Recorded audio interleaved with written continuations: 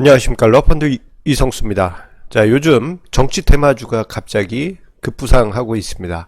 자, 작년 연말에도 한번 이런 일이 있었는데요. 자, 6월달 증시가 지지부진하자 또다시 정치 테마주들이 급부상하고 있습니다.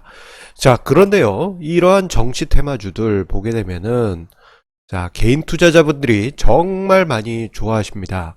자, 개인 투자자분들과 이야기를 하면 정치 테마주에 대해서 먼저 언급을 할 정도로 개인 투자자의 관심이 집중되는 것이 현실인데요. 하지만 저는 이렇게 강하게 이야기 드리고 싶습니다. 자, 정치 테마주 좋아하다, 개인 투자자 쪽박 찬다. 99%의 확률로 말입니다. 자, 오늘 증시 토크 개인 투자자분들께 드릴 중요한 이야기가 많기 때문에요. 끝까지 시청을 해주시기 바라겠습니다. 자, 지지부진한 증시 환경 속에 요즘 정치 테마주들이 또다시 득세를 하고 있습니다. 자, 시장이 강하게 치고 올라간다면은 뭐 굳이 정치 테마주가 급부상하진 않겠지만 시장에 악재만 가득하다 보니 자, 정치 테마주로 개인 투자자의 관심이 옮겨가는 것이 어떻게 보면은 자연스러운 현상일 수도 있습니다. 하지만 이 부분이 꼭 맞은가? 좀 찝찝한 기분이 많이 드는 것이 현실입니다. 왜냐? 자, 지금 대선까지 3년이라는 시간이 남아 있습니다. 보통 정치 테마주들 같은 경우에는요, 대선 1년 전에 등장해서 이슈화되는 것이 대부분의 사례인데, 자, 요즘 같은 경우 보게 되면은 아직도 대선이 많이 남았음에도 불구하고 정치 테마주들이 포상하고 있습니다. 자, 좀 살짝 한번 살펴볼까요? 최근 뭐 이낙연 총리 관련한 테마주 해가지고 남선 알루미늄이 뭐 주가가 많이 올라갔다고 하죠. 뭐 황교안 대표의 한창재지 관련주, 그리고 홍정욱 전 헤럴드 코리아 대표의 테마주 해가지고 뭐 디지털 조선이 언급되기도 하고, 조국 민정수석 관련한 테마주, 유시민 노무현 재단 이사장 관련 테마주, 그리고 뭐 생뚱맞지만 안철수 전 대표 테마주 등등등등등 다양하게 등장하고 있는데, 자, 지지부진한 증시 환경 속에서 20 내지 50%의 주가 상승이 있다 보니까 개인 투자자의 관심이 집중된 것은 어떻게 보면은 자연스러운 일일 수 있습니다. 자, 하지만 그 정치 테마주를 보게 되면요, 좀 찝찝한 부분이 많이 있다라고 말씀을 드렸는데, 대부분의 정치 테마주들의 핵심 키워드가 혈연지연 학연입니다. 혈연지연 학연. 사촌이다. 뭐, 동네가 같다. 고향이 같다. 고향이 같다. 뭐, 동기동창이다. 뭐, 이러한 혈연학연지연. 그러한 부분이 정치 테마주의 대부분의 재료예요. 어떤 정책적인 부분을 부각시켜서 이게 테마다라고 한다면 조금이라도 이해가 되겠는데, 대부분은 혈연지연 학연입니다. 자, 이 혈연지연 학연에 의한 테마다 보니 보게 되면 좀 내용들이 조금 당혹스러울 때가 왕왕 있습니다. 자, 유력 정치인 아무개와 동기동창이기 때문에 이 동기동창의 상장사가 수혜를 받지 않겠느냐, 뭐 이런 얘기도 있고, 유력 정치인가 알고 보니 사돈의 팔촌, 뭐 좀 과장된 이야기지만 이런 경우도 많이 있고, 아무개 후보와 같은 고향, 이런 경우도 많죠. 자, 그런데 우리가 학창시절 생각해 보면요, 같은 학교 나왔다고 해서 아무개 아니 그러면 알 수도 있지만 모르는 경우가 태반이지 않습니까? 같은 고향이라고 해서 아는 경우도 일부 있을 수 있겠지만, 그게 또 뭐 내가 너무 잘한다 뭐 이렇게까지 가는 경우는 거의 없습니다. 자, 저 같은 경우도 보게 되면 만약에 저런 식으로 따지면 저도 이낙연 총리하고 연관이 있습니다. 깜짝 놀라신 분 계실 텐데, 특별한 건 아니고요. 거의 한 18년 전, 예, 제가 있던 회사가, 예, 예전에 이제 민주당사랑 같은 건물을 썼는데, 그때 당시 대변인 기자회견실 화장실을 같이 썼어요. 그래서 제가 일 막 하다가 화장실 가면 이낙연 그때 당시는 이제 대변인이셨죠? 같이 이렇게 나란히 소변 보면서 안녕하세요 하고 인사했던 그런 게 있습니다. 그럼 저도 테마주일까요? 아니죠. 아, 저는 뭐 헛소리야 이렇게 생각하실 겁니다.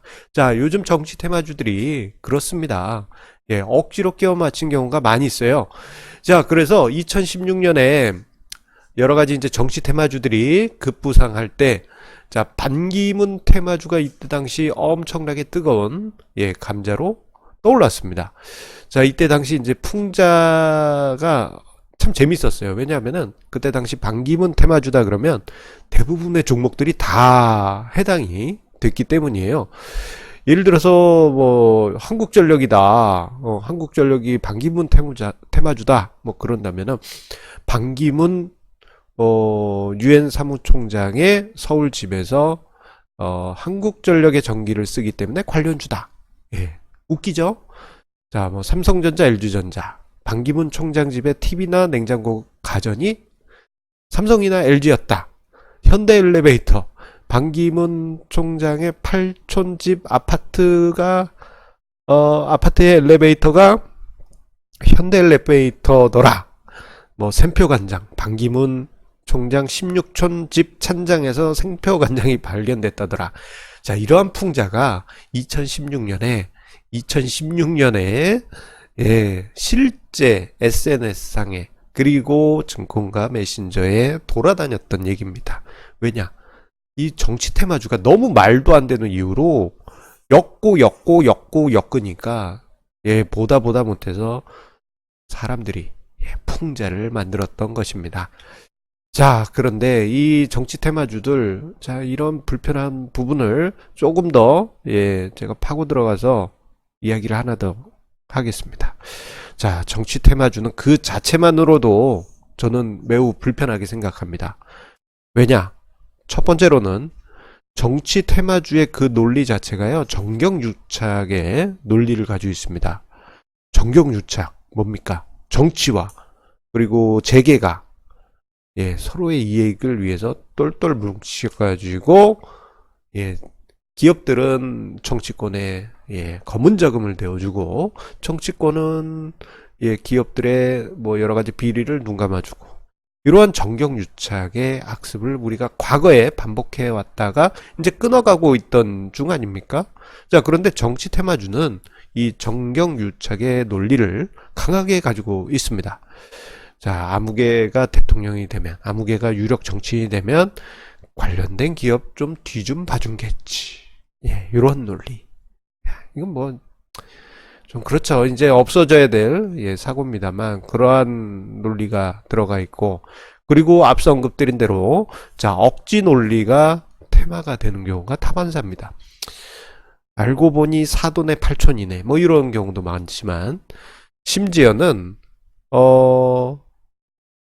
가짜 사진으로 정치 테마주를 만든 사건도 있었어요. 자, 2012년에 자, 그때 당시 그 지금 이제 문재인 대통령이죠. 그때 당시 후보 시절에 어떤 사람이 문재인 그때 당신 후보와 등산을 하다 같이 찍었다. 이 사진에 찍은 사람은 뭐 어떤 기업의 상장사의 대표인데, 그렇기 때문에 이 상장사가 테마주다 하면서 그 주식이 쭉 올라간 거예요. 나중에 알고 봤더니 다 사실무근. 사진 찍은 건 맞을 수 있는데 이 사람이 어떤 기업의 대표고 뭐 이런 게 많은 부분이 조작되어 있던 겁니다. 즉, 나쁜 의도를 가지고 이유를 억지로 만들어서 거짓말로라도 만들어서 테마주를 만든 경우가 많습니다. 그러다 보니 개인 투자자 입장에서는요, 정치 테마주는 그야말로 개미지옥입니다. 개미지옥. 예, 헤어나오고 싶어도 헤어나오지 못하고 개미지옥에 빨려 들어가서 예, 큰 낭패를 보는 그 개미지옥이 아닐 수 없습니다. 자, 어느 정도냐? 자, 이 거래소와 금감원의 자료가 있습니다. 자, 2017년 1월에 2016년에 있었던 여러 가지 이제 정치 테마주들을 거래소에서 분석을 했는데, 정치 테마주를 보유했던 계좌 중 99.6%가 정치 테마주 중 손실본 계좌 중에 99.6%가 개인이었다. 99.6%가 개인이었다. 예, 이거 엄청난 겁니다. 80%도 아니고 99.6%.